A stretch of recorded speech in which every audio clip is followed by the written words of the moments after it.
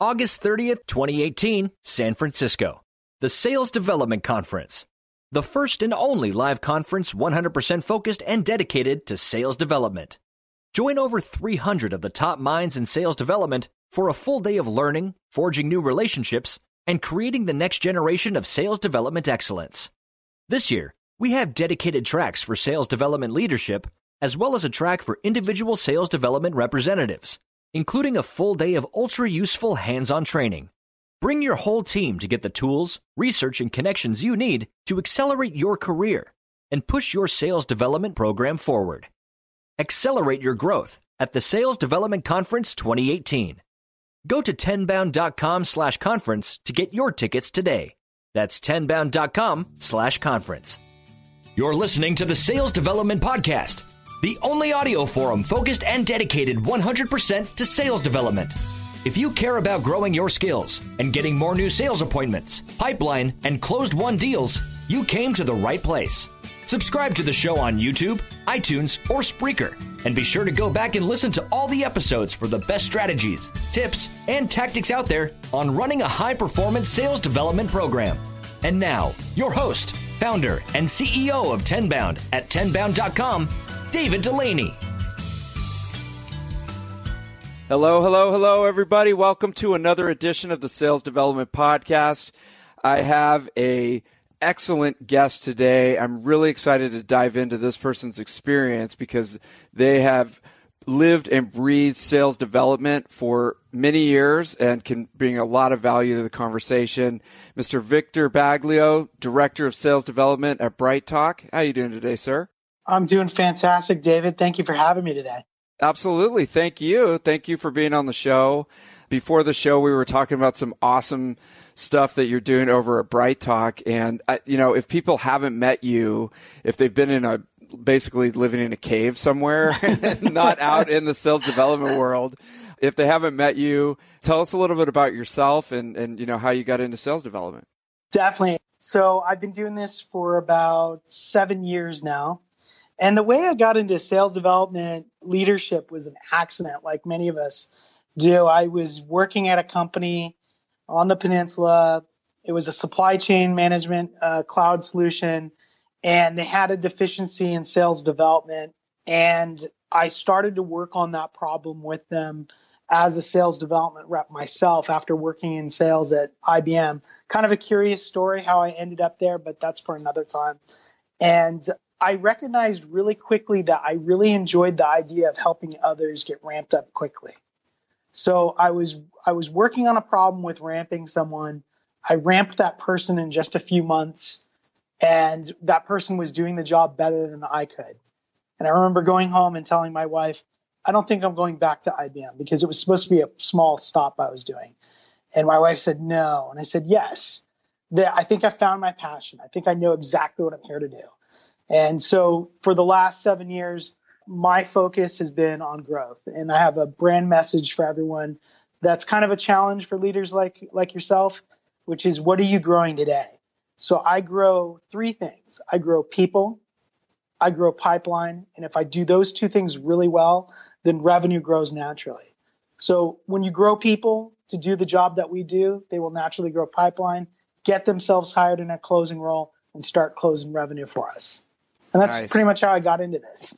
Okay. All right. So when you got involved with onboarding people and bringing them up to speed, what is it that you drew you to that process as far as the coaching, the mentorship, et cetera? Because that's so important, it seems. Oh, that's a great question. Years and years ago, I worked at Siebel Systems. It was one of my first jobs. And I had a great team of people around me that gave me some really great advice, very well intended. These are people that were not inside of the sales development organization that I was in, because I always wanted to be an account executive. Many years later, when I was at Sterling Commerce in my first closing role, I looked back at that experience and I thought, that took way too long. And I started to recognize and realize some of the advice that I'd been given, while well intended, wasn't exactly the advice that I should have been given. So when I was working with this one individual, I kept thinking about that experience. How can I help this person grow? How can I help them get what they need? How can I help them get ramped? How can I help them see the future? And it just started to click. And I literally get more excitement out of watching someone figure out what they want to do with the rest of their life than I ever did closing deals. And that's Nice. part of the passion.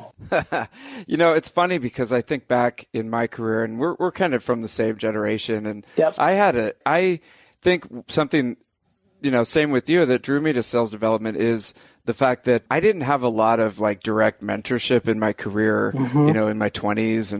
And it was much more, I think, linear in those days, in that you just shut up and do your work, Yep. And it was just like, you're just kind of, if you don't have a lot of direction and you're looking for some mentorship and you get that, then you're just even more kind of down a rabbit hole, it seems. Absolutely. It used to be just figure it out. Here's the book. I just put you through 3 days of HR training. You should be trained by now, so get on the phone. And it wasn't quite like that at Siebel, but it was close to that. And we had some product value, but I think you have to remember this was 2004. It was the great reboot that gave birth to some of the generational value that you and I are taking on right now in terms of recognizing and discovering the true value of a lead generation team.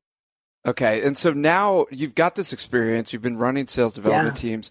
If you could kind of wave a magic wand and set up the program based on what you've seen working and not working, what are some of the things that you would address, day one, week one, month one? Oh, absolutely. Number one thing would be culture. We tend to take for granted, much in the same way our generation was, what the next generation of employees have gone through and what experiences that they've had. So I would like to abolish some of that early product training and initially start with just basic Office 101, helping our young professionals integrate into the company, giving them a space that is somewhat safe and not judgmental so that they can actually share the ideas that are going through their head. I mean, it must be just absolutely scary coming into an office these days. Half of this generation that I'm seeing, they haven't had very many part-time jobs. When I'm doing interviewing, I'm actually looking for internships now. Whereas prior, when I was looking at entry levels, I was looking for that part-time work on the resume. So I'm now down to internships. I don't know where most of our audience is going to be located, but here in California, we've got after dark driving rules. We've got hours restrictions. We've got weekend restrictions during school hours. There's all kinds of job-related restrictions on today's generation. So we're kind of inheriting a workforce that has never really worked, except for the internships that they've had. The average is 2 to 4. That's just my loose number. And they're probably doing that a couple hours a day during a very short period. So I estimate that my average person is 120 to 200 hours of internship work under their belt. And it's not very directed work usually. It's just, I hope you showed up. Thank you for showing up. Could you go through these tables and help us organize data? It's not really a job or a work experience that can help them understand and identify what the world of sales development is truly going to be for them. Okay, so you're finding that the recruits that you're bringing on board are they don't have a lot of real world experience, and so your thing number one is I have to set up the culture in my company to almost bring these people into the workforce as professionals. Absolutely. That's amazing. Do you think that that's just a generational thing? Was it different for us? Or I don't think so. I just think that they put more focus on it. Mm-hmm. I remember at Siebel, we were wearing collared shirts and khakis or dress pants. And the year before, they got rid of ties. So there were rules like don't eat at your desk. We didn't have cell phone problems, but today we have cell phone problems, appropriate use. And I'm not just talking about some of the things we've read in the paper. I'm actually talking about the things that we don't read about, such as, hey, did you know when you play with your phone during the meeting, it makes me think you're not listening? Or during our power hour when we're making calls together as a team and laughing and such, when I see you playing with Twitter or any other number of solutions, it makes me think that you're not engaged with the group. And they actually are. They're incredible multitaskers, but helping them see see through the lenses of their peers and the people that they truly want to gain the trust of is part of the cultural action items that we work on as a team. Wow. Okay. That is interesting. I've not had, folks come on and talk about that aspect of kind of bringing people into the professional world.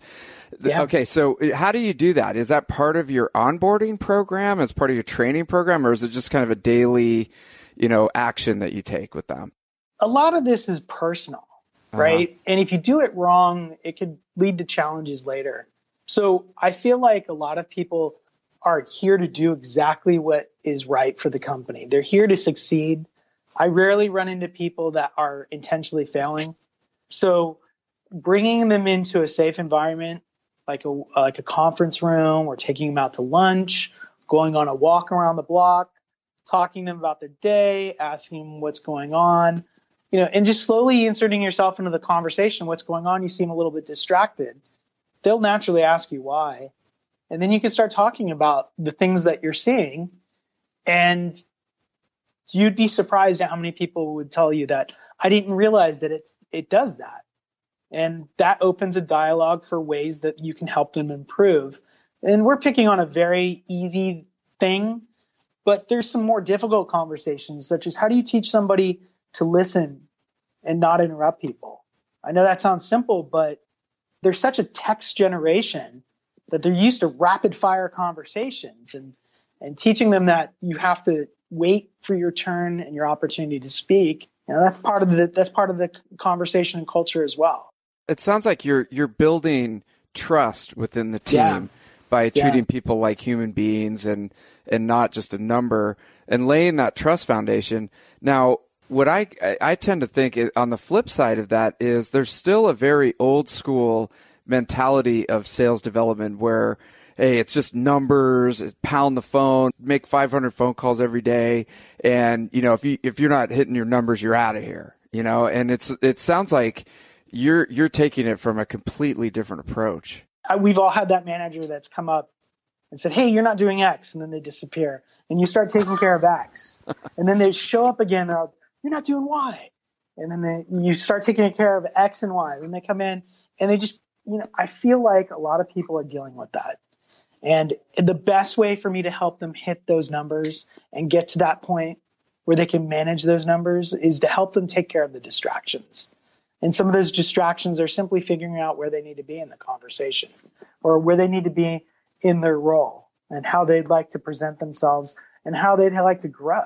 I'm talking about things that may not be, how can I say this? They're not always the negative conventions. So playing with your phone might be okay in some office cultures. That's great. But what about the ones that aren't? If they're worried or not, if they don't understand why something is not allowed, whatever that item will be, how can you ever expect them to hit their number? They're going to have anxiety that's going to bleed into the phone. So I want them to be at their best. I want them to be relaxed. I want them to feel supported. I want them to feel like they're in a family and that everybody around them has got their best interests at heart.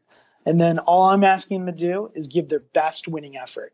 And that's actually my theme for my teams. The only thing I ever ask is a winning effort. If you can give me a winning effort, I'll be fine with the results. August 30th, 2018, San Francisco. The Sales Development Conference. The first and only live conference 100% focused and dedicated to sales development. Join over 300 of the top minds in sales development for a full day of learning, forging new relationships, and creating the next generation of sales development excellence. This year, we have dedicated tracks for sales development leadership, as well as a track for individual sales development representatives, including a full day of ultra-useful hands-on training. Bring your whole team to get the tools, research, and connections you need to accelerate your career and push your sales development program forward. Accelerate your growth at the Sales Development Conference 2018. Go to tenbound.com/conference to get your tickets today. That's tenbound.com/conference.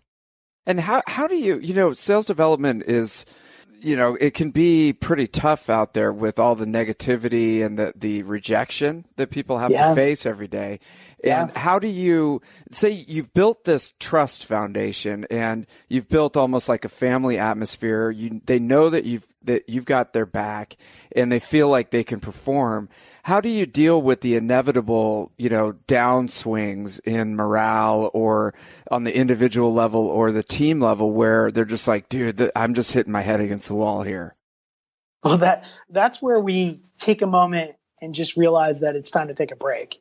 That is where we do something like have a contest. If you've got something in your office like a dartboard or a basketball hoop or something, create a game and grab your team and say, you know what?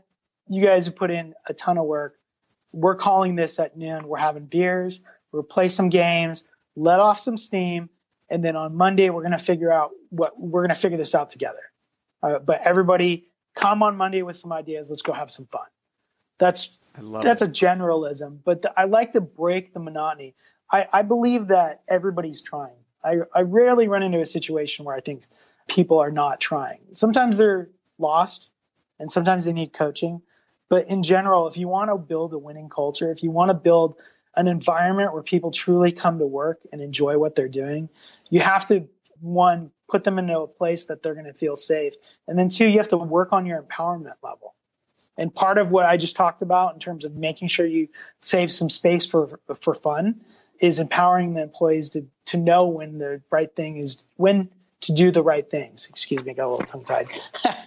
Right. So in other words, making sure that everyone knows, okay, now is the time for the power hour. We're going to go hard on this. Now is the time for fun. Let's blow off some steam here and not kind of, I think what happens while I'm listening to you, it's like people kind of bleed everything together and they get very distracted and off task. And next thing you know, it's off the rails. It goes both ways, right? Mm-hmm. Sometimes they overwork.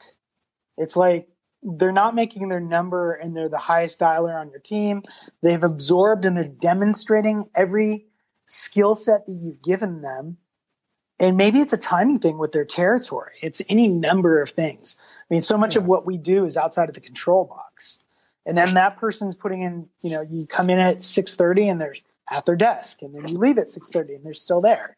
And you see that for a couple of days. And as a manager, you need to jump in because that person's about to burn themselves out. You need to jump in and help them. But then on the flip side, like you were just saying, it all bleeds together and it goes the other way, which is not knowing where the healthy boundaries are, where the appropriate task level management should be, where the appropriate investment of energy should be.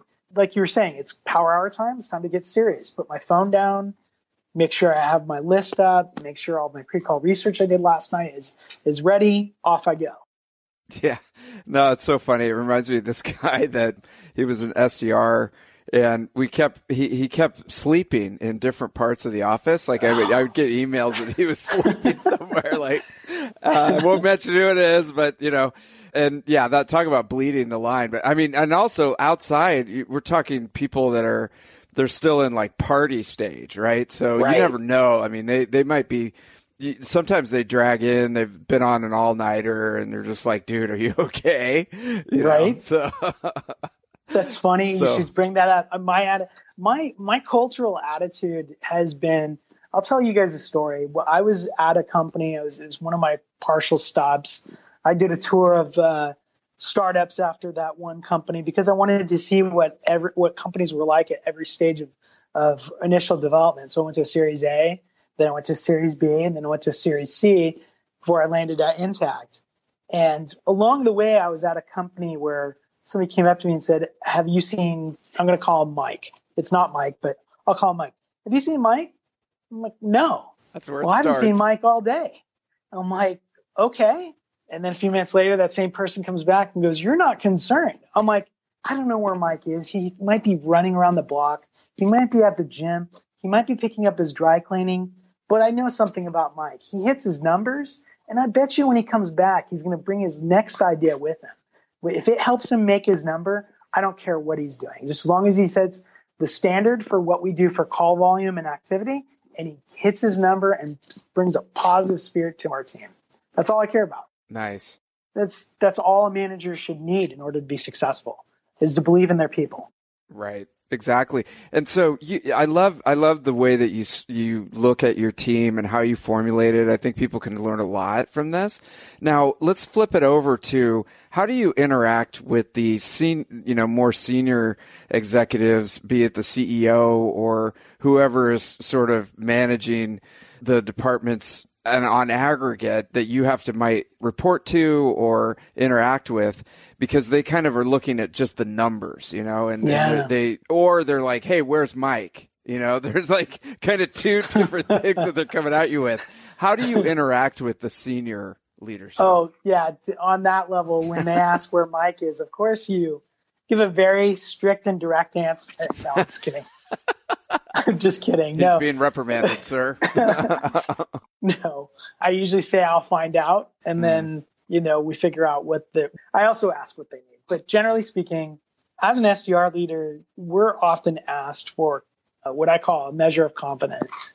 What the company that we're working at, anywhere we're at, is really looking for is the ability to say, I know with greater confidence what my pipeline is going to look like tomorrow. And that pipeline is got a couple of elements to it. That pipeline is the opportunity pipeline. It is the people pipeline. And then it's also what I'd call the renewable pipeline. And most people, I'll start with the last one. People don't really look at it as a renewable pipeline, but I've always looked at sales development as a hybrid of marketing and sales. We're out there having phone calls and leaving voicemails to humanize the messaging. In the world of bots and mass calling capabilities and such, we're all getting flooded with voicemails and emails and in-mails and such. But when you hear a voicemail that says, this is Victor Baglio calling from BrightTalk, I just wanted to follow up on my email and let you know there's an event coming up that's probably going to be a great fit for you. I know that person is a real person now. All those things that I've received are now real. And I might already be a customer, but he doesn't know it yet because I'm part of a subsidiary. Now I might go to the webinar. I might look at the site. I go back to the office. We should add that extra service. So that's the renewable layer. We go to the sales pipeline. That's easy. The people pipeline. Everyone who's in sales development or in sales leadership realizes that the ramp numbers, 12 to 15 months to hire someone from the outside to close business for you. That means that it's going to be 12 to 15 months before they're good at, or they're comfortable with closing, they're comfortable with product, they're comfortable with culture, they're comfortable with legal and contracting, and they're comfortable with servicing their customers. If I take an SDR out of the pool and drop them in an urgent high growth time, and they know everything that they need to know as far as those things I've already mentioned, maybe they don't know legal and contract, and maybe they don't know how to sell. But as a sales manager, if those are the only two things I have to focus on, awesome. I don't have any fears. They already know that we have a weird company culture where nobody eats at their desk, right? By the way, I'd never work at a company like that, but generally speaking, you get the idea. You get the idea here, right? I don't want anyone to think that that's where I work right now is like that at all. But what I'm saying is that we're delivering confidence in our conversations. It is kind of a language unto itself when you can go into the room and know your number. And that's the theme for how I talk to other people and how I teach my SDRs to interact with others as well. Know your number. And then people usually ask, which number is that? I said, any number you own. Know it. I love it. I love it. And have you ever been in a situation where a more senior leader tries to get you to run a campaign or do something that you don't think will work? And, how do you deal with that situation? Absolutely. But if you have a fail mentality, you should be willing to try it.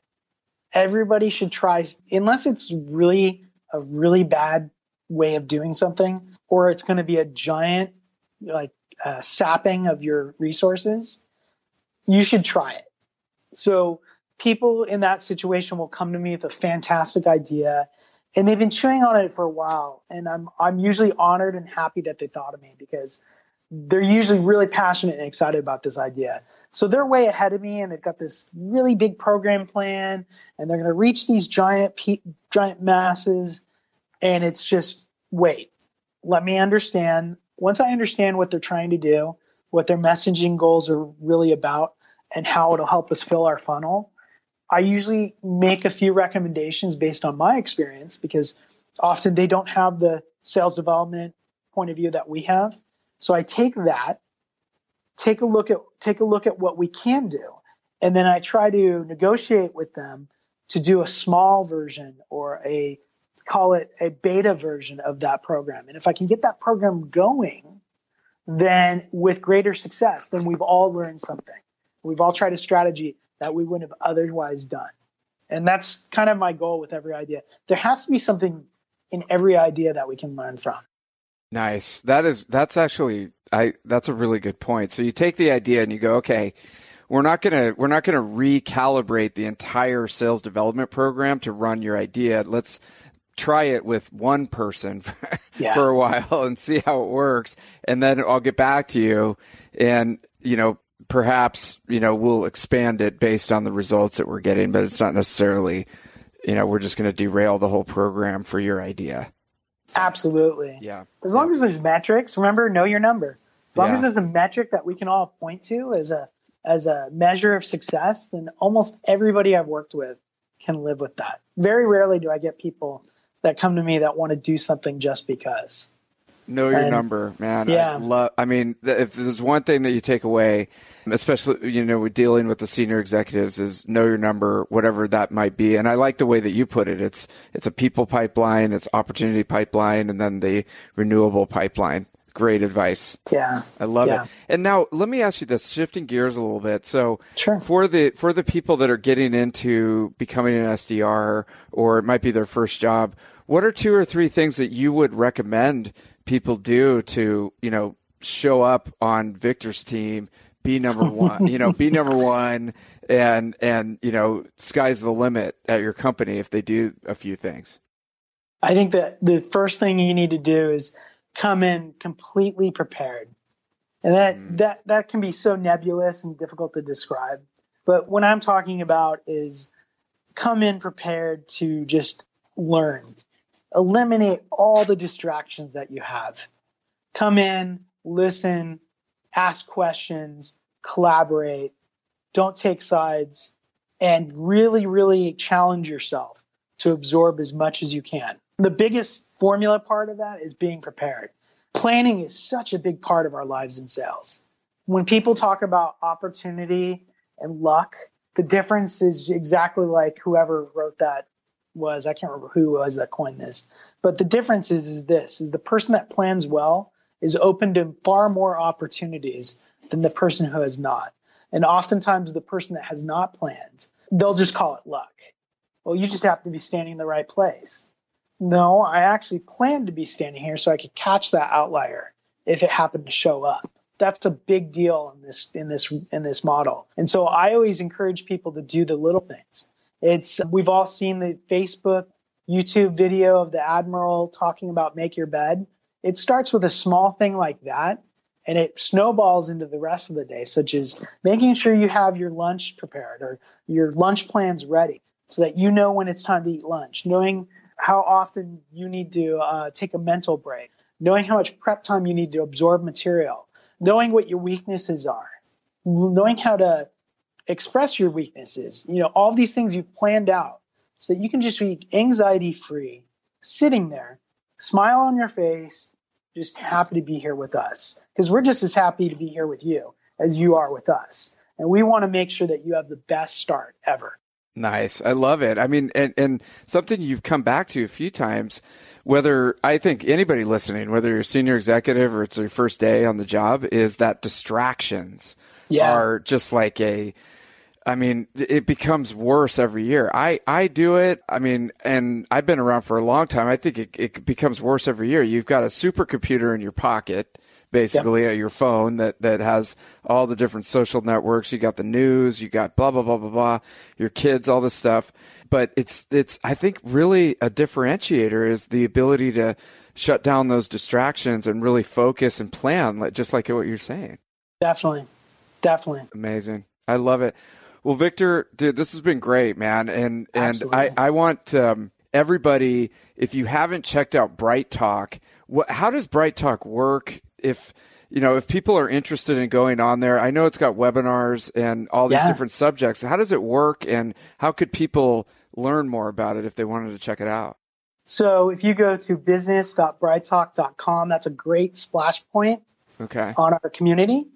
We basically have a number of different channels that cover many, many different industries. We have about 7 million viewers that view channels and content every month across some 75,000 channels. And the best way I can describe it, as much as I hate comparatives like this, we're what LinkedIn is to Facebook. And when I say that, we're kind of the B2B version of YouTube. So when you come to BrightTalk, what you'll find is professionals just like yourselves, or professionals like the ones you want to prospect, are every day looking at and viewing rich content and webinars,